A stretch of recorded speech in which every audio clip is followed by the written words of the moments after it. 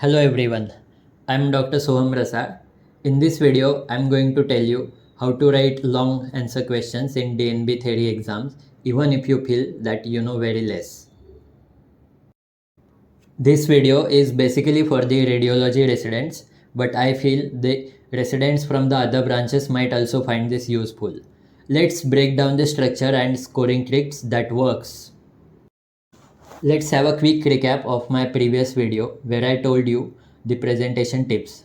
You should have a good handwriting, you should use numbered points, you should give headings and subheadings in your answer, you should underline the keywords, and use the space management like I told you. Use ample of space in the beginning and fill closely towards the end.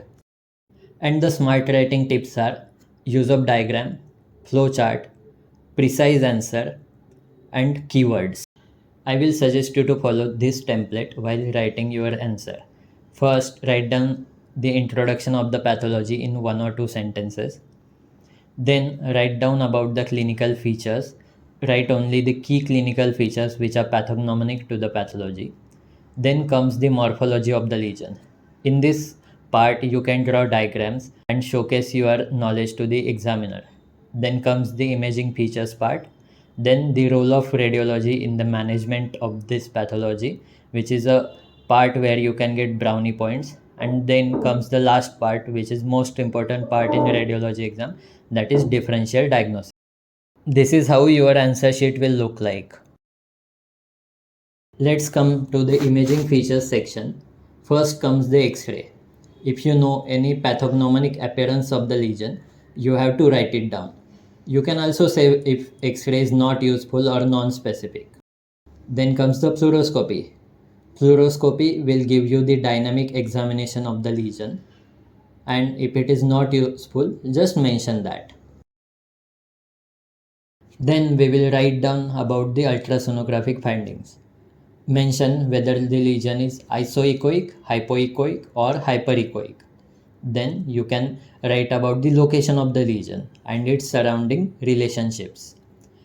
Then write down about the acoustic characteristics of the lesion, whether it is giving posterior acoustic enhancement or posterior acoustic shadowing. Then the subheading which will give you brownie points is contrast enhanced ultrasound. Usually the contrast enhanced properties of ultrasound are similar to that of the contrast enhanced CT. But if you write down the contrast enhanced ultrasound, you will get the brownie points.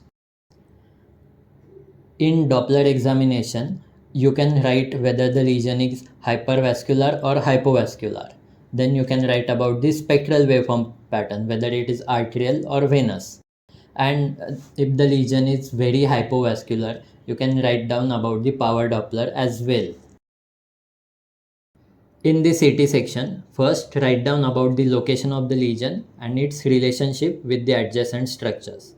Then write whether it's isodense, hyperdense, or hypodense to the adjacent parenchyma. In enhancement characteristics, you can write whether the lesion is enhancing or non-enhancing. If it is enhancing, you can write whether it is centrally enhancing or peripherally enhancing. You can write about the enhancement timings as well, whether it's arterial enhancement like hepatocellular cancer or is it a delayed enhancement like choriocarcinoma. Then don't forget to write about the DECT, that is dual energy CT section. You can only write the dual energy CT and iodine maps make the understanding of the lesion better than the conventional CT.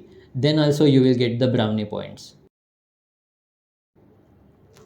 In MRI section, you can easily fill 2 to 3 pages. First, write down about the MRI protocol where you can showcase your console work.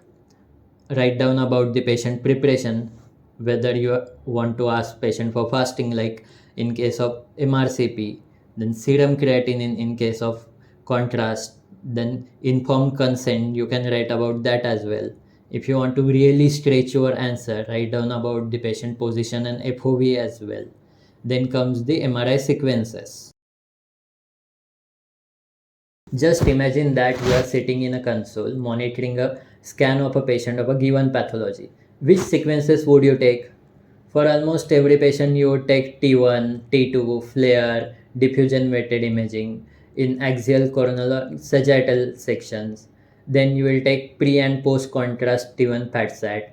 If you have 3 Tesla MRI machine, you will take dynamic imaging as well. Also, few pathologists require delayed images. In musculoskeletal cases, you would take PD FATSAT images. If there is a neuro case, write down about the perfusion, the DTI tractography, the spectroscopy, the CSF flometry, and if you have the CNS tumor, don't forget to mention spine screening as well. Now we will write the MRI features of the lesion. Almost every lesion is T1 hypointense and T2 hyperintense unless there is any exception. If you are writing about any tumor, then because of the microhemorrhages, calcifications and necrosis, it will appear heterogeneous in almost every sequences. It may or may not show restricted diffusion. Tumors usually show early arterial enhancement than the surrounding parenchyma.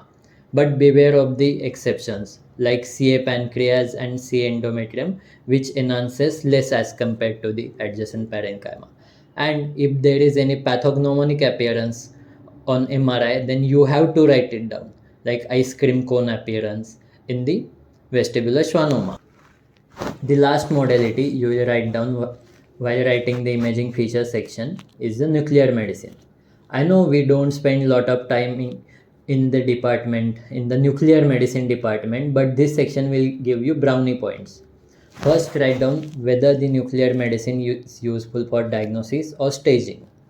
Then, if there is any pathognomonic appearance like Honda sign in sacral insufficiency fracture or bullhead appearance in Sappho syndrome, then you have to write it down. It will give you brownie points.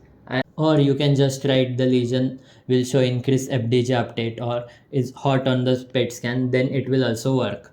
But don't forget to write down this section. Radiology as a branch has come a long way from merely diagnosing the patients from the images to actively managing the patients. You can write down about the image guided diagnostic procedures like FNACs and biopsies. Write down about the drainage procedures. There are non-vascular intervention procedures like microwave ablation, radiofrequency ablation, or fiducial placement in case of breast cancers. Write down about the vascular intervention procedures as well, like putting a stent, putting a sheath, or if it's a tumor you are dealing with, then you can embolize the tumor with the help of various embolizing agents. The most important section in the radiology answer is the differential diagnosis.